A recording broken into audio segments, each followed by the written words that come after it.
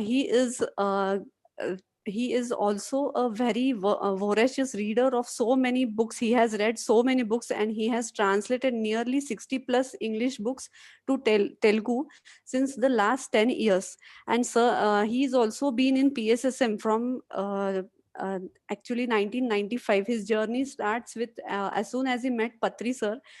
His journey started on this books and all the wisdom that he has collected by reading all these books. He has taken so many sessions on the same thing, and he usually shares all the wisdom that he reads. And today we are going to hear him on holistic living. Yesterday also we had the same holistic living subject. It was by Parinita Patri. And today also Reddy sir is going to speak on this book. So sir, a grand welcome to you. I would like to add, he is the son-in-law of Brahmarshi Subhash Patri ji.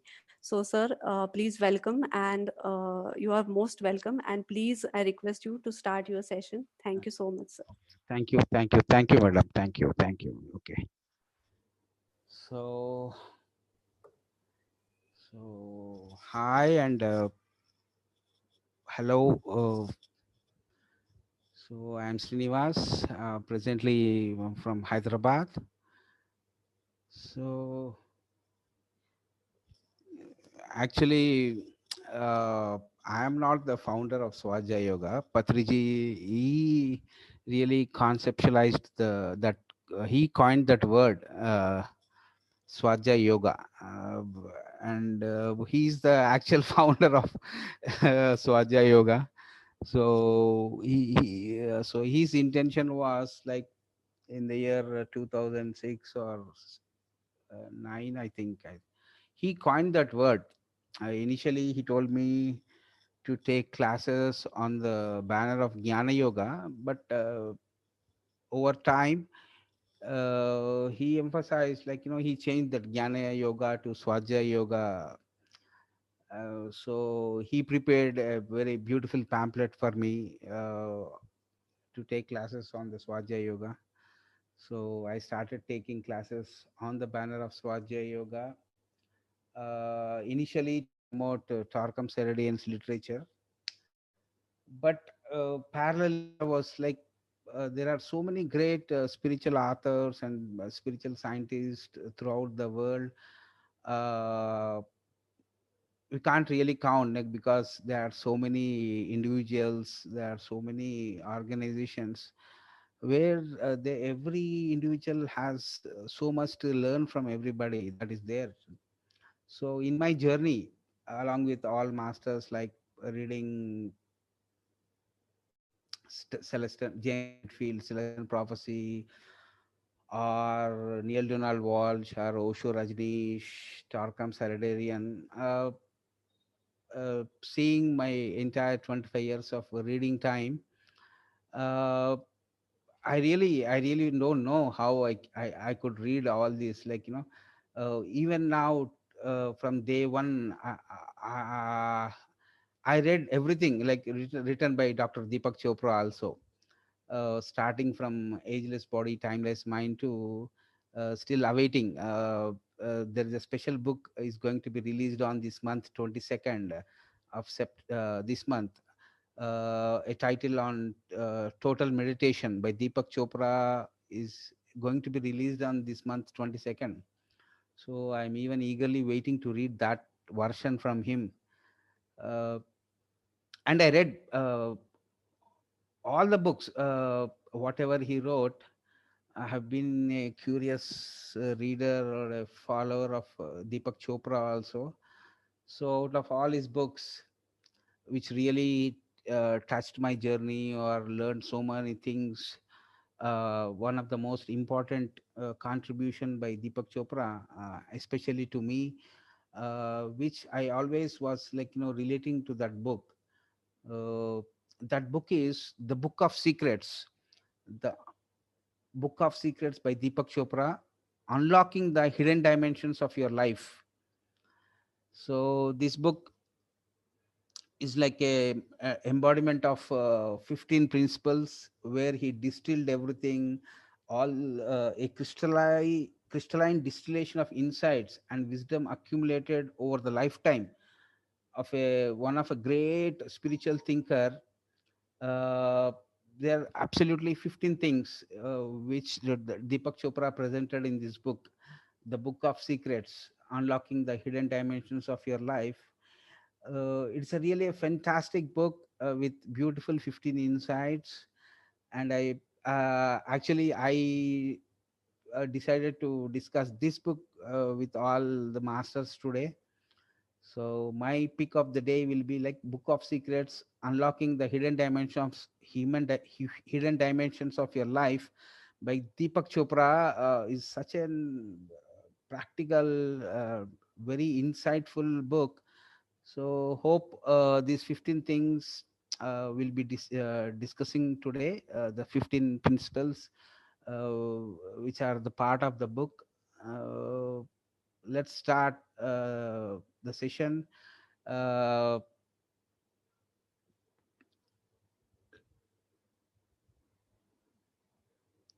so this book, the Book of Secrets by Deepak Chopra, he says the deeper hunger in life is a secret that is revealed only when a person is willing to unlock the hidden part of the self. So he initially says, like, people needs to go inside, uh, know their hidden part. So the real secrets are there inside. That is what he says.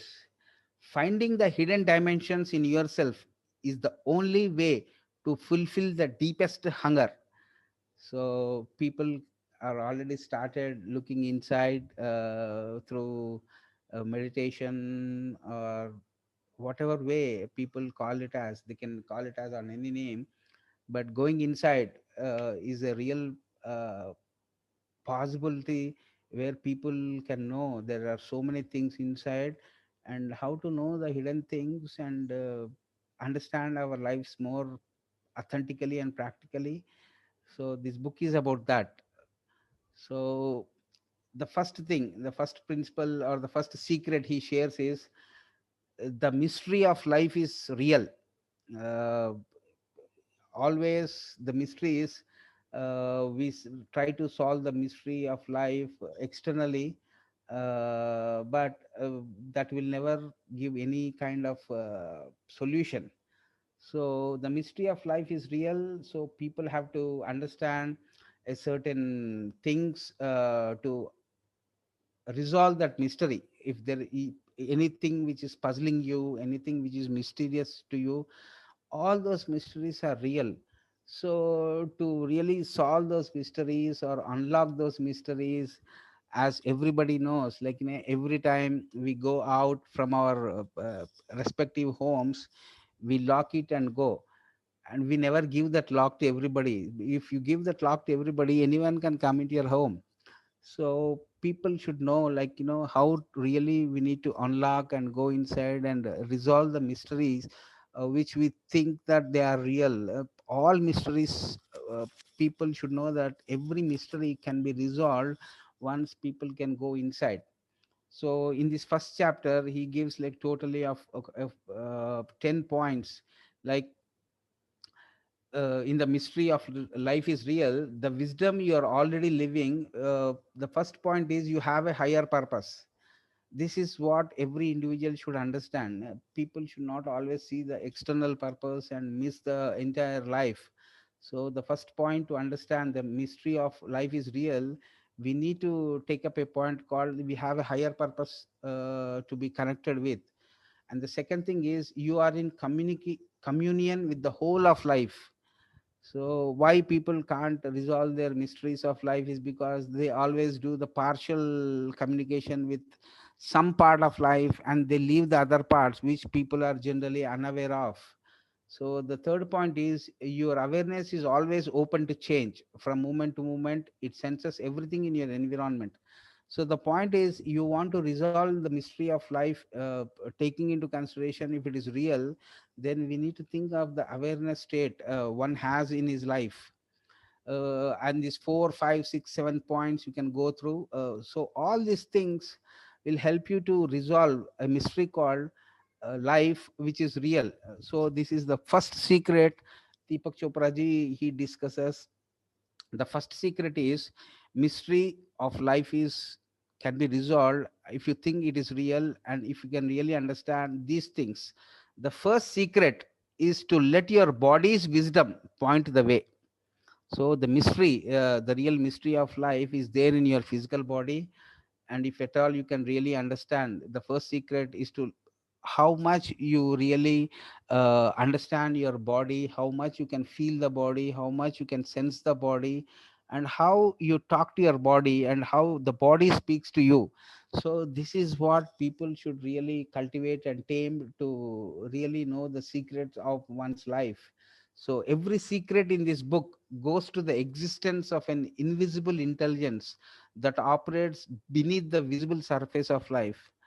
So the first thing is very clear. Deepak Chopra ji says, like, your secret is there in your body's wisdom.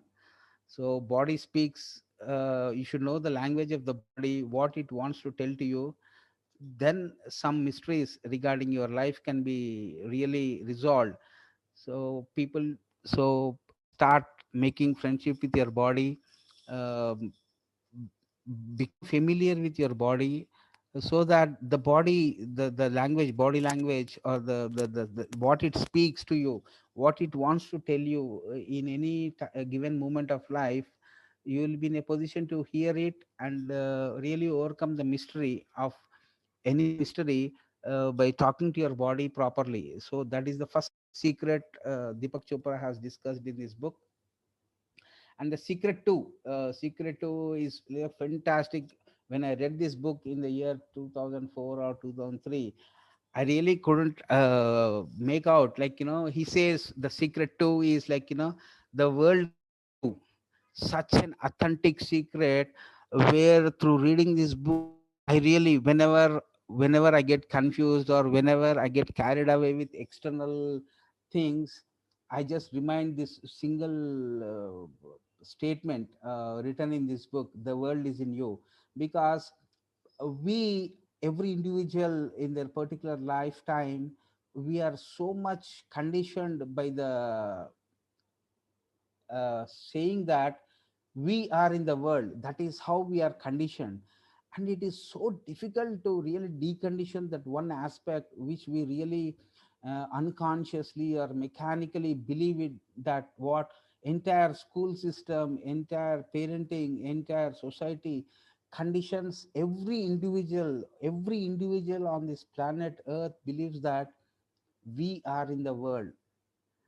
But the spiritual secret, the real fact, or the real mystery to get resolved, the real truth is the world is in you, is what every meditator, every spiritual aspirant should really understand. This one facet, one secret, the topmost secret hidden. It was always there in the world. Even in Jesus teachings, he says, even in most of the Torquem Saradarian's work, he says cosmos in man. But we really don't really understand that we always being in the more mechanical state of consciousness, or most of the time being using our senses so externally, we forget a true secret that the world is in you. That is a major shift. If people can really understand, most of the suffering, most of the non-essentials, most of the confusions are because of that. We believe that we are in the world. But the secret discussed in this book is so enlightening and so eye opener. What I can call that, this statement is an eye opener for me. Whenever I get lost through my senses into the external world, one small remembering this small statement, or the title of the secret 2, the world is in you. Just remembering that statement, I just come out of all the chaos and like something refreshed. I feel so much of newness remembering this statement, the world is in you. So I really want all people to understand and think about this statement, like, how many times in a day, or how many times in a week, or how many times in a month, or how many times in a year, are we functioning from this statement, this secret? Have we really understood this secret authentically, spiritually, mentally, emotionally, and physically? Then that gives you more of space to function from, without more attachments, without more suffering. So this is such a bombarding statement, the world is in you. It always reverses my direction. Okay, whenever I lose my direction in life, I just go to this secret too. Oh, then it gives me an illuminating insight, from a spiritual doctor, from a spiritual master. He says the world is in you, world is in you. So reading this concept again and again, again and again, that is where I like, I get so much of energy, or so much of things to do, perform in my life.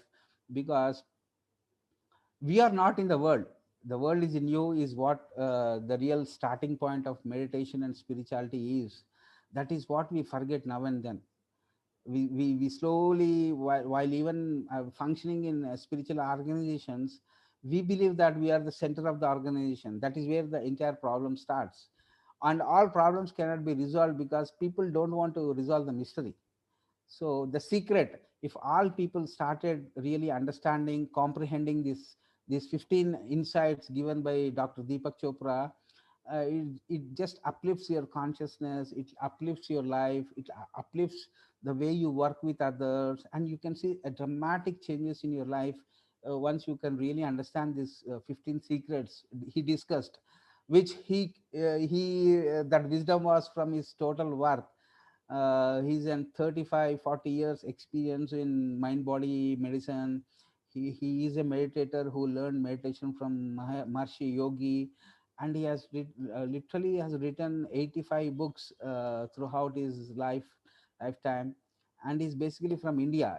He's a student of medical medicine student in All India Institute of Medical Sciences. So this is what one of the fantastic insight I really love. That is, the world is in you. How many people believe it? How much of contemplation is needed? How much of reflection is needed? Like, anytime you miss the track, I think this insight will see that you will be on track. So he says, to solve the mystery of life requires one commandment. So he says, live like a cell, not your mobile cell, your body cell. So he says that this entire universe, if it is treated as a big body, then every individual who is living now on this earth plane should live like a cell. That will really make everything so interesting. Like, we never torture ourselves. How can God torture it? Okay, so every cell, if it functions so naturally, if every cell is working so organically, functions so naturally, and you don't see anything unhealthy in the entire body, that is how every individual should live on this earth plane. There are two things, like, we have a microscopic view and a telescopic view. With mind we can see the more minute things, and we can see the more macro cosmic things, like, big stars, galaxies, all things can be seen. Now, if world is like microcosm, then there is a macrocosm. So this micro and macrocosm understanding will really solve all aspects of the difficulties every human being is facing on this earth plane. We have two views, microscopic view and macroscopic view. That is what we need to understand. We externalized, we see through our eyes only the external world, we hear the external world, we talk to the external world, we want to touch the objects of the external world. And what is the time every individual is giving to go inside, where the real truth is the world is in you, is such a beautiful fact. Even in Bhagavad Gita, uh, Lord Krishna, he shows that world exists in inside to the Arjuna when he shows his Maha Avatar. When he exhibits his Maha Avatar, Lord Krishna, Arjuna sees, once he opens his mouth, he can see the entire universe in him. The world is in him. And it is not a theoretical statement, it is not a theory, but an actual fact where people have forgotten to close their eyes, uh, be in a pause position, stop their daily uh, thinking for external things, and go inside is such a beautiful insight where people should really believe it in. It's a scientific conclusion that world is in you. We need to experience it, we need to experiment and experience and come to, we need to explore it. We need to experience that world is in you, and the world need to, inside world needs to be explored. That is what is the secret to is. The secret to says the world is in you, now it's up to you. And he says everyone is a creator. People whoever have experienced that the world is in you, there is a universe inside me, a galaxy inside me, a cosmos inside me. That is what we need to understand. That is what is discussed in this beautiful concept. And he always speaks about violence happening in the external world. Violence is built into opposition of us versus them. So people who don't believe that there's an inside world, people who are oriented towards external thing, they have a mentality called us versus them. So that externalized phenomenon which creates us versus them is the cause for all violence happening in the world. And people want non-violence to be prevailed and the peace to be prevailed on the earth. Then there is a simple mystery resolving thing. If all people can understand this topmost secret, that everybody, if they can go inside, and in everybody the world is in them, if they understand this beautiful insight, and that is the time where violence will be absent in the external world, and the wars, end of the wars will be there, and peace will be prevailing. Once people understand this small insight, the ageless insight given by all the spiritual teachers, that world is in you, it is such a beautiful secret. Every person should sit and really contemplate on that and understand this insight, and apply it to your life. Then most of the time peace will be prevailing. Okay, this is a beautiful chapter. Being a creator is more important than the whole world. Like, once you understand that there is a world inside there, you are functioning and you are creating your external life from there, it gives you an immense confidence. That will be the solution for entire external life problems. And secret 3 is such a fun and fantastic, like, four paths lead to unity. Okay, what are those four paths? That is what is discussed in this chapter. He wants everyone to know their feelings authentically. Thinking should be under the guidance of feeling, and actions should be based on thinking and feeling. And whatever we say outside, we need to practically be that. That is what is the foundation of a spiritual life. So feelings, thinking, actions, and being, these are all the four beautiful components every individual should understand in themselves. And he says these are the four beautiful sentences he has written in the secret 3. Bhakti yoga leads to unity by loving God. That is what Bhakti yoga. People will be asking, sir, which yoga to really practice? If we can really see the principles discussed, all these four paths lead to only one source. That is what needs to be understood by each and every individual. People who they think that Bhakti yoga is different. No, Bhakti yoga leads to unity by loving God. But are you loving God that much? That is a personal question again. Again, karma yoga leads to unity through selfless action. Are we really functioning in all our soul service activities selflessly or selfishly? If there is a pinch of selfishness, then it can never be called it as karma yoga. And we hate now and then there is no scope for you to become a bhakti yogi. And jnana yoga leads to unity through knowledge. such a fantastic statement. uh, Knowledge, by closing our eyes, going inside, or knowledge learned from somebody, or learned from some transient things, that is not the permanent knowledge he's talking about. A permanent knowledge gained out of your practice, gained out of your sadhana, gained out of your inner nature. That is what makes the jnana yoga so beautiful. So he's speaking about Bhakti Yoga, Karma Yoga, Jnana Yoga, and comes the brand new Raja Yoga. Raja Yoga leads to unity through meditation and renunciation. And he says meditation transcends the other three paths. He clearly says meditation takes care of everything. Meditation done scientifically, properly, regularly, consistently, then it will transcend the other paths. What are the other paths? Bhakti Yoga, Jnana Yoga, and Karma Yoga.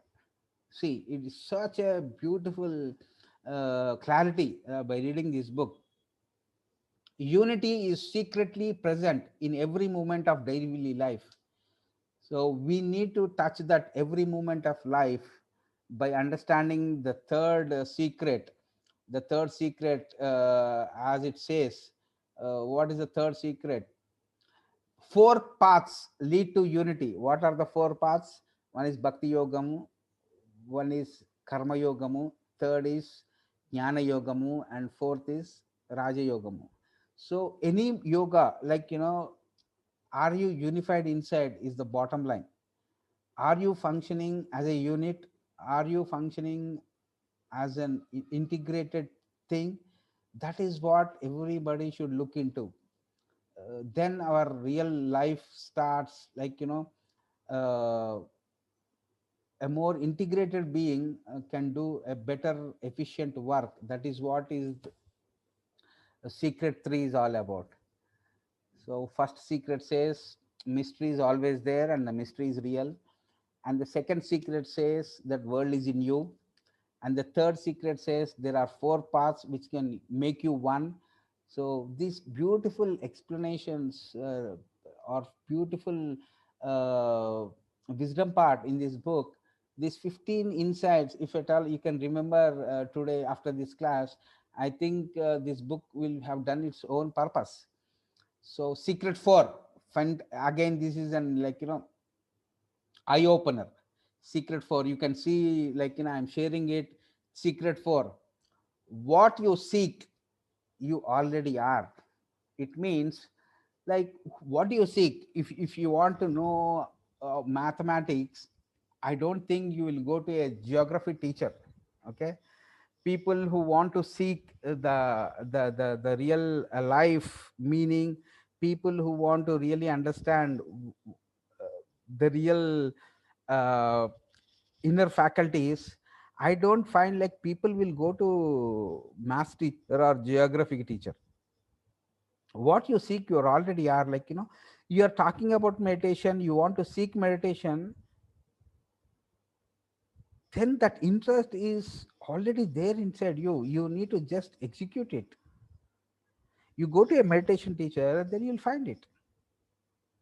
Okay, this word seeking, seeking is a word often applied to the spiritual path, and many people are proud to call themselves seekers. Often they are the same people who once chased too hard after money, alcohol, or work. With the same addictive intensity they knew, now hope to find God. The problem is that seeking begins with a false assumption. Okay, I don't mean the assumption that materialism is corrupt and spirituality is pure. Yes, materialism can becoming all consuming, but that's not the really important thing. Seeking is doomed because it is a chase that takes you outside yourself. And a seeker is want to go should go inside, as discussed in the secret too. But we can see a lot of people, they seek outside for the solutions. They never go inside for the solutions. That is why their problems increase. That is what he is discussing here. There is a beautiful concept called looking at the people who race around trying to be models of goodness. Someone coined the apt phrase. The phrase is known as spiritual materialism, the transfer of values that work in the material world over to the spiritual world. Now, it is such a beautiful concept, secret four, where Deepak Chopra he says the spiritual materialism is such a beautiful concept coined. That means what are all the pitfalls of a seeker? People want to go inside, but mechanically, habitually, they seek outside. So how to overcome it is what he has put so much of light, studying the entire Buddhism aspect, Hinduism aspect. Buddha taught pure teachings, and now we have 5,000 outlets to teach Buddha teachings. Why the original teachings are not there? Why people are distorting it? Why seekers are not benefiting from the teachings of Buddha? That is where he puts a beautiful concept called spiritual materialism, which helped me a lot from the year 2004 to 2025. I really remember all these things applying in my life. These are the spiritual materialism concept is pitfalls of the seeker. We need to spend some time here because most of our daily spiritual journey problems are related to this. If you can understand the real meaning part and the phenomenon of spiritual materialism, then what we need to seek, why we are unable to do it, is what we can understand by going through this concept called spiritual materialism. Spiritual materialism, pitfalls of the seeker. He discusses six things. Okay, knowing where you are going. Really, a seeker should know where he is going, or he is doing it so mechanically. We'll discuss these concepts in detail. And second thing, pitfall of the seeker will be second pitfall will be struggling to get there. And inner journey is never a struggling journey. People with an outlook of how to get a career promotion, they go with the same mindset into the spiritual journey, and they fail there, because the same mindset where people see the entire concrete things, they cannot apply to the abstract things. That is where every seeker fails, because they struggle a lot to get there. And third thing is using someone else map, which will never happen in the spiritual zone. A spiritual journey or going inside is never a linear process, or you cannot use some other's map to go inside yourself. That is, these are the small things every individual should understand, every seeker should understand. And the fourth thing is working to improve yourself. And the fifth one is setting a timetable. You doing a spiritual journey as you are preparing for exam, I think it won't never work. That is one of the biggest pitfall of a spiritual seeker.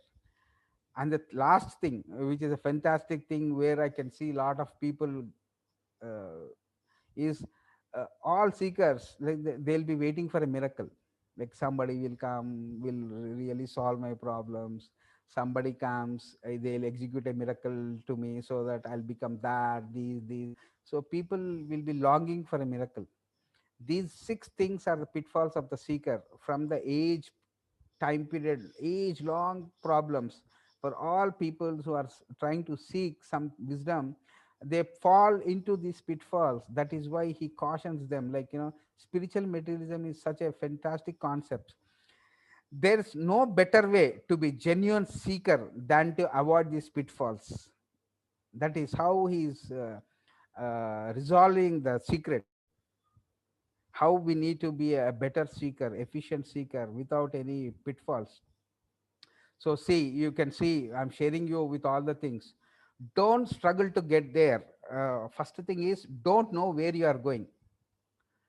He says spiritual growth is spontaneous. The big events come along unexpectedly, and so do the small ones. A single word can open your heart. A single glance can tell you who you really are.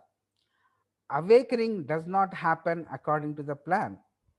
It's much more like putting together a jigsaw puzzle without knowing the finished picture in advance. The Buddhists have a saying: if you meet the Buddha on the path, kill him, which means if you are following a spiritual script written in advance, bury it. All you can imagine in advance are images, and images are never the same as the goal. Such a beautiful explanation. And next, don't struggle to get there. If there are a spiritual payoff at the end of the trial, like a pot of gold or the key to heaven, everyone would work as hard as possible for the reward. Any struggle would be worth it. But does it help a 2-year old to struggle to become three?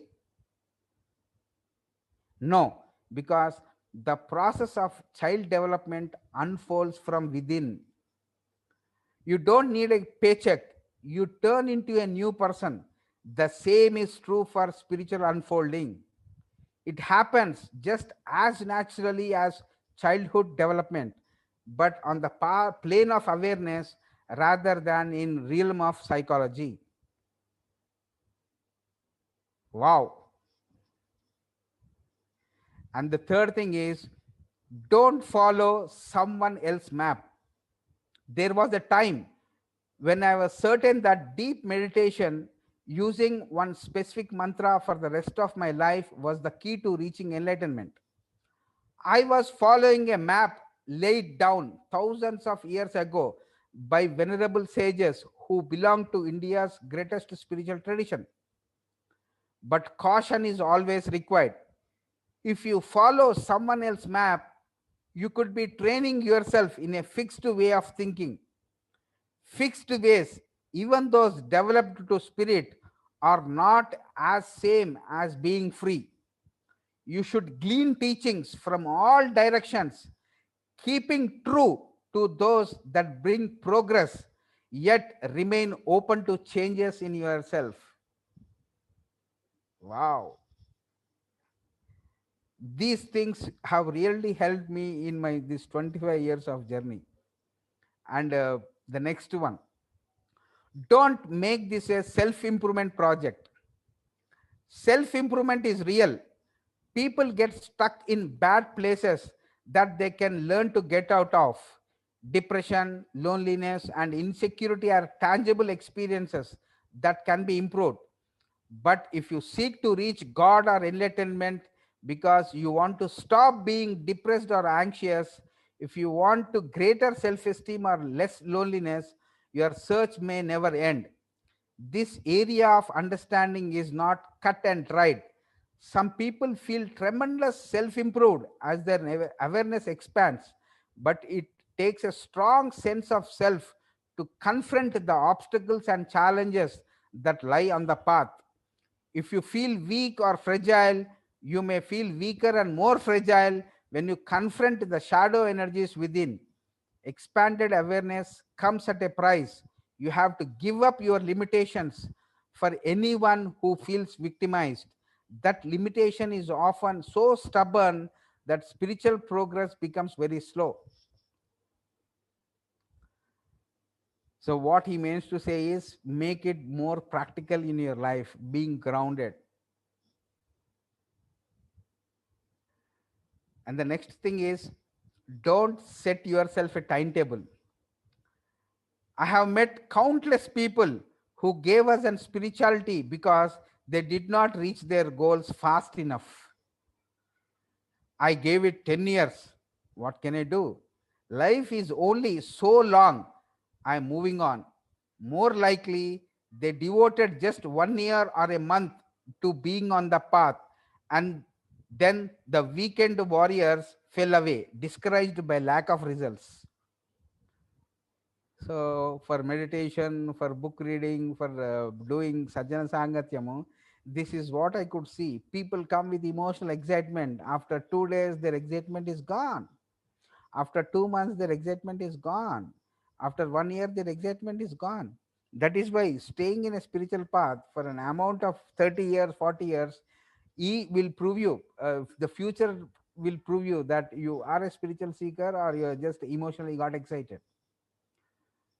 And the next thing, don't wait for a miracle. It really does not matter how much you define miracle, whether it is the sudden appearance of perfect love, a cure for life threatening disease, anointment for a great spiritual leader, or permanent everlasting bliss.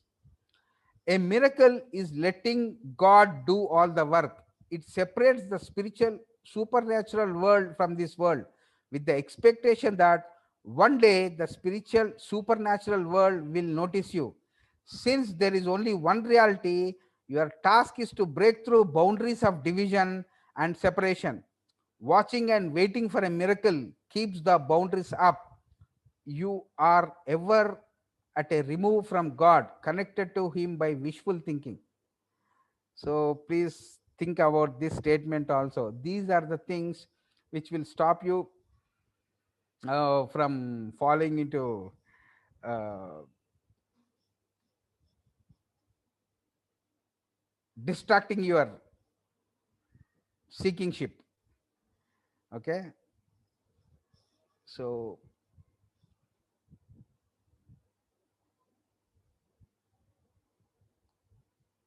how to seek, what is real seeking? Okay, uh, before that we had a concept of pitfalls of the seeker. Then gives a 7 point formula to be how to be a real seeker of meditation, or a real seeker of to seek that world is in you. Meeting the silent witness, how to seek within. First thing is follow the flow of awareness. Second, don't resist what's happening inside. Third thing, open yourself to the unknown. Fourth, don't censor or deny what you feel. Fifth, reach beyond yourself. Sixth, be genuine, speak your truth. Seventh, let the center be your home, real home. So, if you can really understand these seven things, our seekership, our meditation sessions will be without distraction, without be stress. We won't fall into the stress and will not have spiritual fever if we'll be the genuine seeker. That is what the real secret force says. Such a fantastic thing. And now we move on to the thing called the cause of suffering is unreality. Okay, such an expansive insight. We always believe that we create reality. Okay, but the foundational insight, okay, the foundational insight is like the cause of suffering is unreality. The amount of unreality we have, we project, that is directly proportional to our suffering. And people, through meditation, through swadhyaya, through sajjana sangatyam, through service, through so much of atma seva, uh, still we suffer, means there is some amount of unreality inside us. And we need to study the reality science. And this insight unlocks, like, how much of reality we are in connection with, or how much of unreality we are hiding inside ourselves. Okay, the cause of suffering is unreality. So the effect, in so much of unreality things happening around us, means people are functioning from the unreality zone.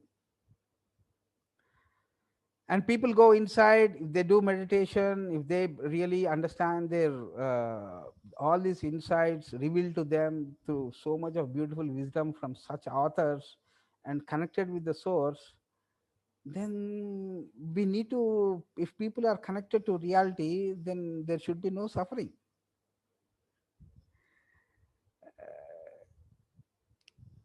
That is what needs to be discussed. What are the steps that lead to suffering? What are those steps that lead to suffering and unreality? So why we are so much hooked to the unreality and why we are suffering. Because the first thing is, people, individuals, they are overlooking actual facts.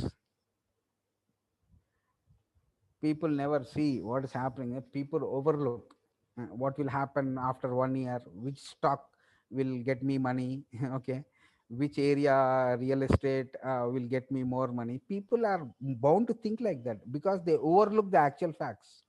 That is why we function from unreality. That is what is the cause of all our suffering. And saying second thing, confront the source of the suffering. The first step being a willingness to look at what is actually happening. And again, third thing is adapting to a negative perception.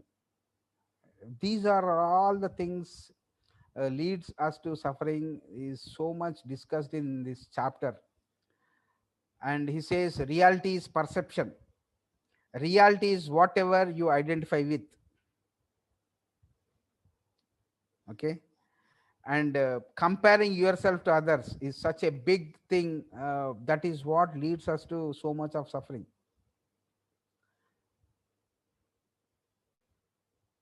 As long as you compare yourself to others, your suffering will persist as a way of fitting in and cementing the suffering through relationships. Pain is a universal experience, therefore it enters into every relationship. A healing relationship is based on awareness. Okay, again he discusses the five kleshas, the root causes of every form of suffering. The first thing is not knowing what's real and getting trapped in unreality. That is what is the first klesha. Second, grasping and clinging to the unreal. All objects, all property issues, people cling and grasp to it. That is why they can't go to the reality part. And being afraid of the unreal and recoiling from it. This is what is the cause for all sufferings. And identifying with an imaginary self. And the fifth most important, why people are so much suffering, is everyone has a fear of death.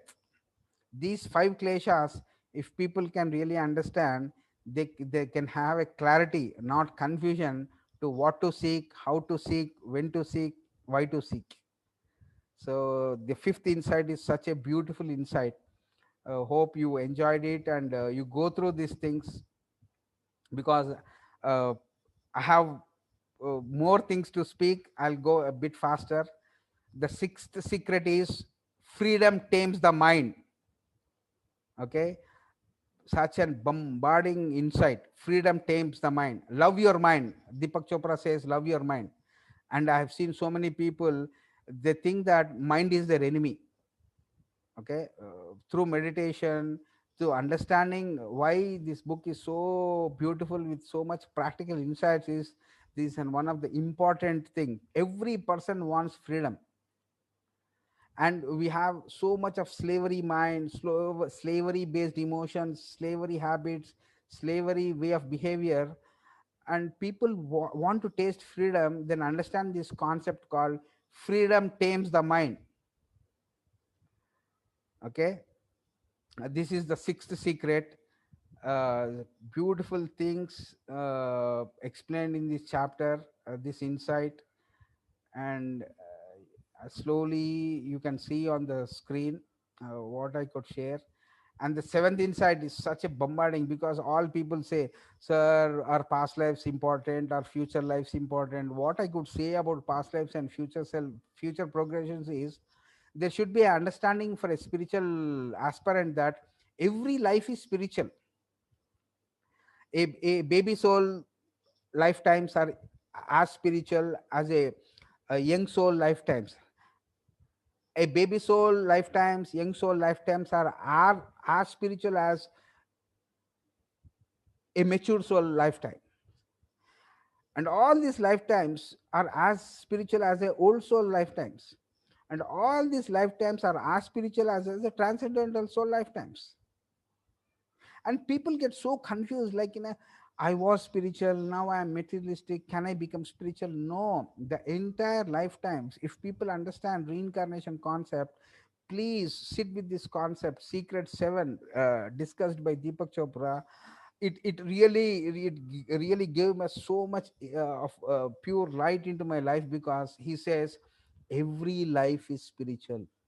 So there is no point in comparing all these things. We are in a scale of evolution, and in a evolutionary scale, there are no divisions and no better and worse people. Every life is spiritual. So we need to live that life totally, is what the real passion should be about. Every life is spiritual. Please go through this concept. Okay. Secret 7 is such a bombarding concept.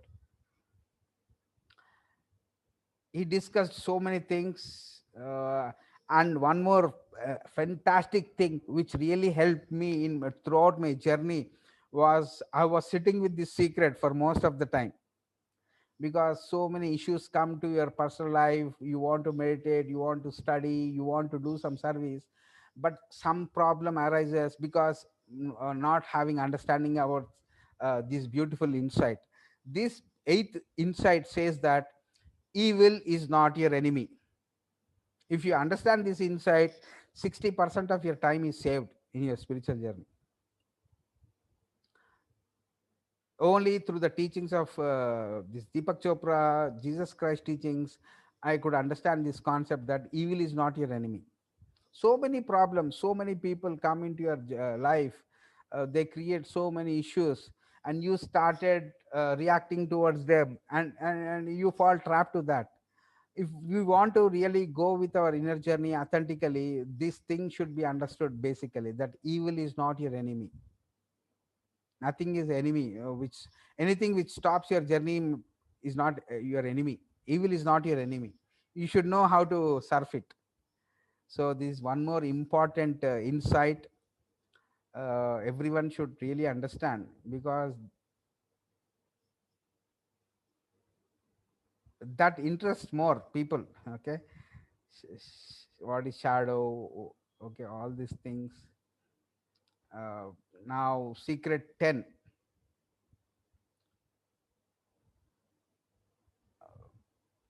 he says death makes life possible. He makes it so simple. And if people want to really understand life better, live life better, one needs to understand death. If people should die for their past, they'll be alive now. If we die for the last moment, we'll be fresh this moment. And you want to be fresh in the next moment, you should die for the preceding moment. Death makes life possible. Such a fantastic insight. That is why, like, meditators and people, if they can really want to take a jump in their understanding, people should read and know the death process more authentically, through experience, through study, going to the hospitals, seeing the death process every day. Well, one fine day, even we are going to leave the body. So if you have that understanding of death, then life becomes more purposeful. That is why he emphasizes a beautiful insight, a top secret to live, to resolve the pain or the fear issues. One needs to understand a beautiful insight discussed as death makes life possible. So how much of death fear we have, like, really we are not suffering because of death fear, is what one needs to answer. And secret 11, the universe, the universe thinks through you. And we think that we are sitting here and we are thinking about the universe. That is why we get drained. You go inside, okay, you meditate, okay, you understand something, and that is what is the reality aspect, that source, the inner self, the inner things give you some beautiful ideas. and they are assimilated here, they are digested here, then they should come and we need to express it. Why we are here in this life is because once you go inside, we connect with the universe. It speaks to us, it speaks to everybody. It is an animation, like, you go inside, the universe is there, the world is there, the galaxy is there. It gives you something. You understand this through your brain, mind, and you express through your mouth.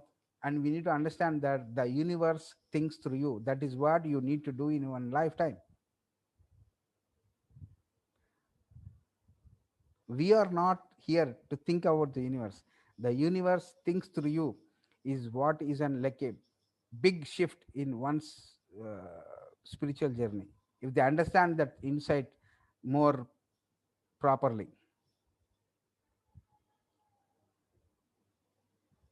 And secret 12 in the book of secrets says, there is no time but now. It's a fantastic concept. He says, the misuse of time, being anxious of the future, reliving in the past, regretting our old mistakes, reliving yesterday, anticipating tomorrow, racing against the clock, brooding over impermanency, resisting change. These are all the things, because a seeker or a person or an individual needs to have a understanding about this beautiful insight that there is no time except this now. Then we our inner clock will start working properly. And because the inner clock it becomes so,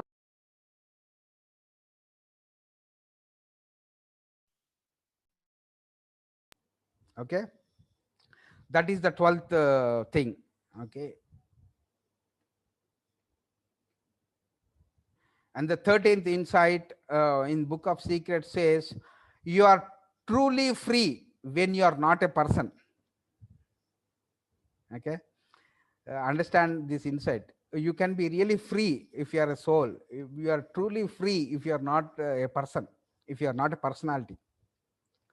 And people who can really do regular meditation, they can really understand this concept. And arguments arise between a person and a person. And a person who is free, not being a person, will never have an argument with another soul. And if two people are having arguments or problem between each other, one of them should not be a free person. If both are free, if both are not the person, then their problem is solved. That is why the importance of soul science or spiritual science or meditation science is so much needed for this world now. Because you are truly free when you are not a person. If every prime minister, if every president of every country knows this insight, then everybody functions from a soul level, because they are free, not being a person. Then all the problems existing in this world uh, will be solved within no time.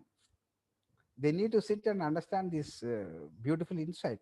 You are truly free when you are not a person. Think about this.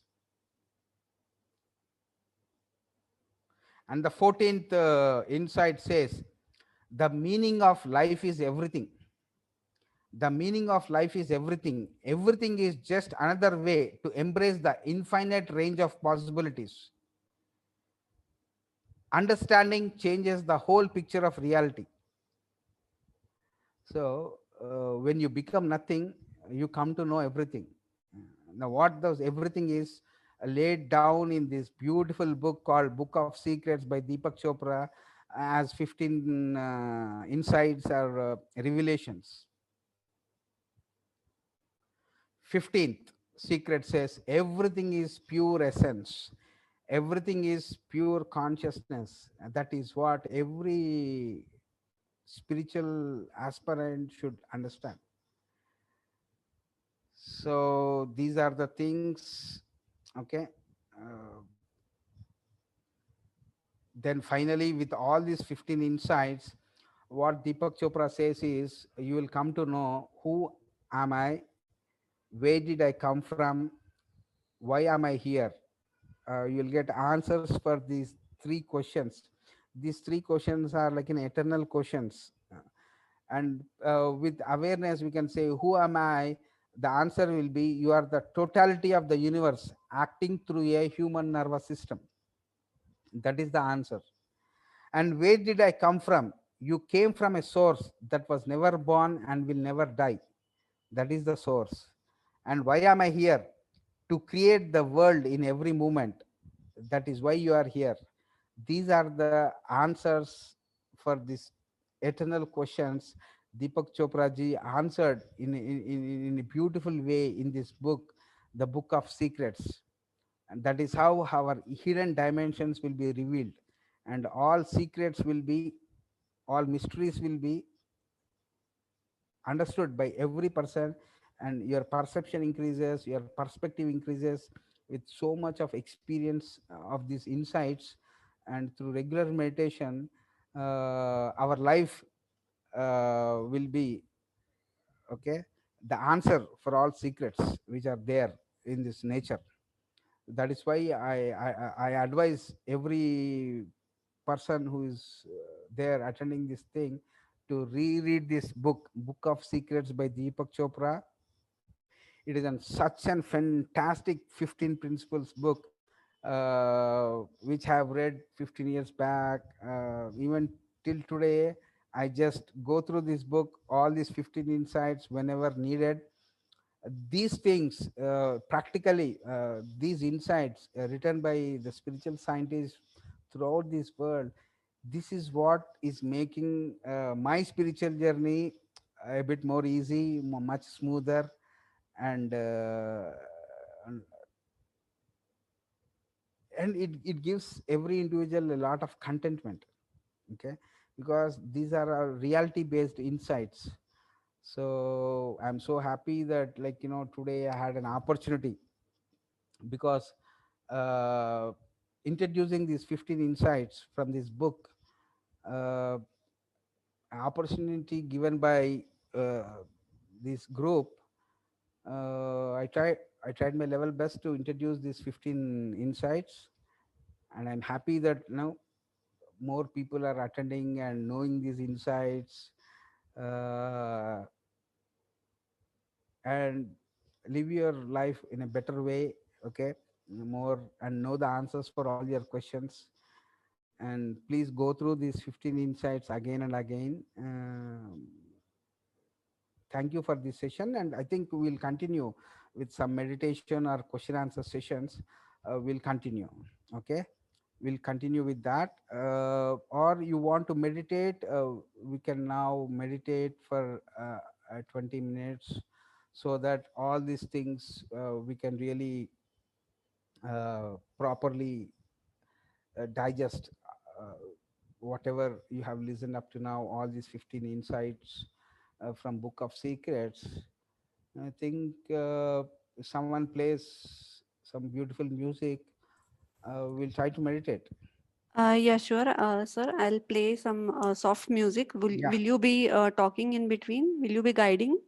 No, I just describe the process of meditation, and I'll be in meditation now. Okay, So, okay. So I'll but play a soft music. absolutely, absolutely. Yeah, yeah.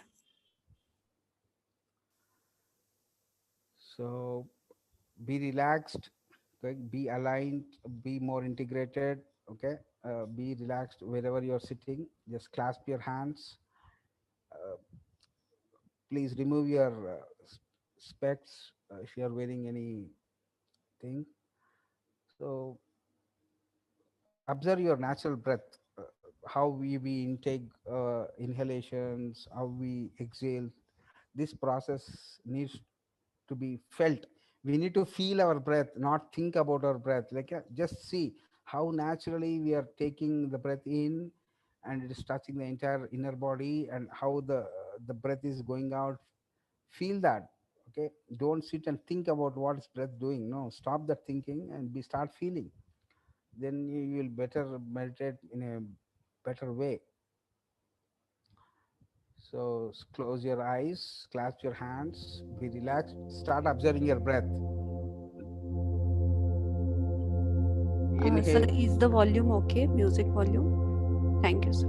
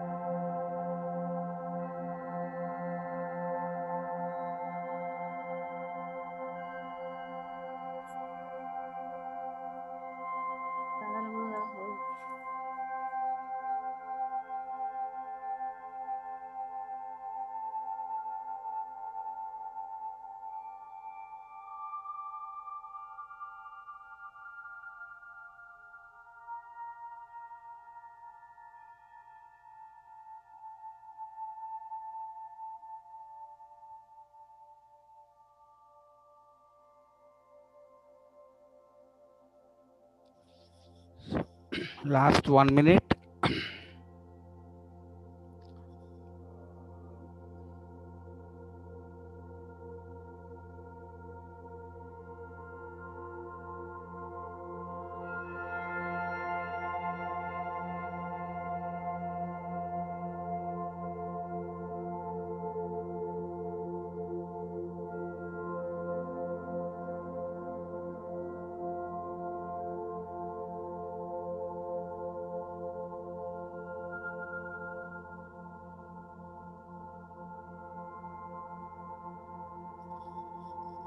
Yeah.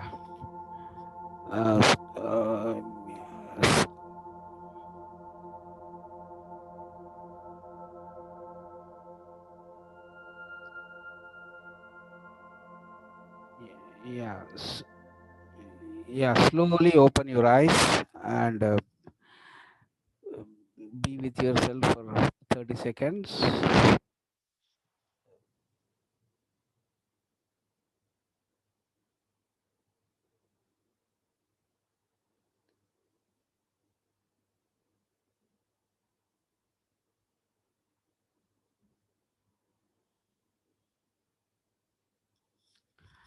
Okay. Uh, uh, hope you enjoyed this music and meditation session. So now, anyone has any question regarding this aspect of Book of Secrets? I think we can have a question answer session for 10-15 minutes. I think that would be much proper. Like, people have any doubt regarding uh, any one of the thing, we can talk about that. Question regarding this aspect of. Actually, sir, we don't have any questions on the YouTube Okay. live. Okay. Yeah. The most wonderful thing that I liked that you shared was that all you have to, there are so many dimensions inside us. Yeah. So that we always we search on the outer side for dimensions, and we always when we read different types of books, we always say ki third dimension, first, second, third, and then we go on saying ninth and 10th and 14th and 1,44,000 dimensions and so on. But the main thing, it was a very wonderful thing that you shared. Ki first, we have to see our inner dimensions, Yeah. and that is a very helpful thing. Yeah. That is a very important thing as well. Yeah. Yeah. So even throughout my book reading journey, other than Ouspensky, nobody gave clarity regarding dimensions and planes. I have seen so many people talking about dimensions and planes. Even I was asking each and everybody who speaks about those words, but nobody defines the dimension or a plane. So anybody who have done so much of clarity research on the both the things like dimensions and planes, he was Mr. P.D. Ouspensky. In all his books, he was the person who defined those things more appropriately, more simplified manner.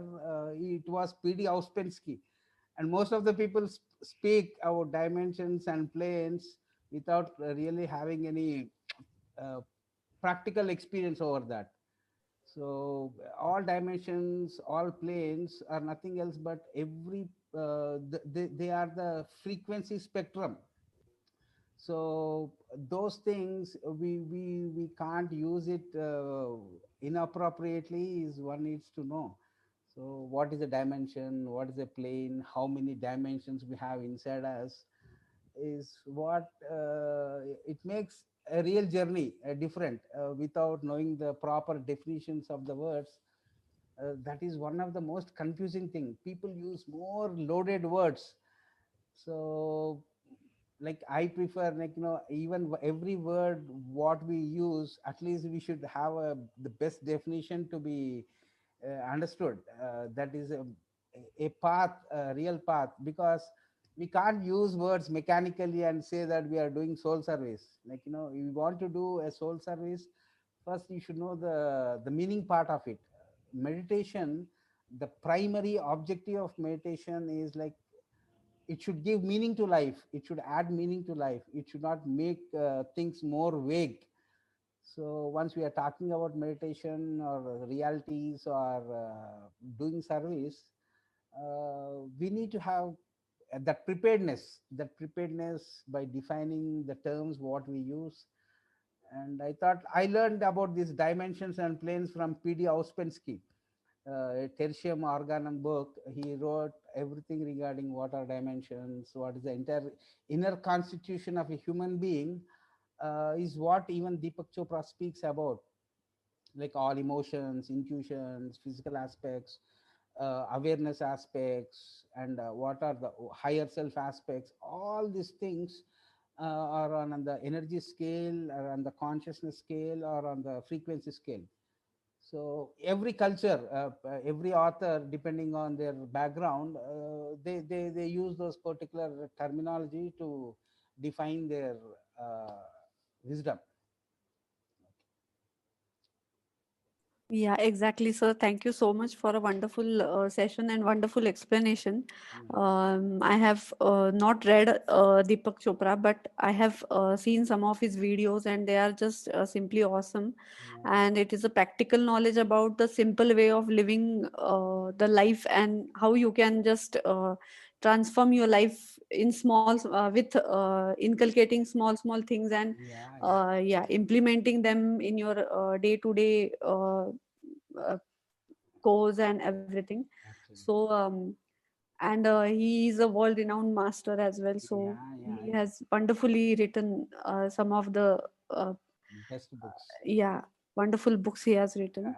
And even there is a book called Book of Secrets by Osho Rajneesh, that is Vigyan Bhairava Tantra. Yeah, yeah. Most of the people think that whenever we speak of Book of Secrets, they think that we are telling that. Even that book is fantastic. That 112 techniques, the conversation between Shiva and Parvati, Vijnana Bhairava Tantra is Book of Secrets.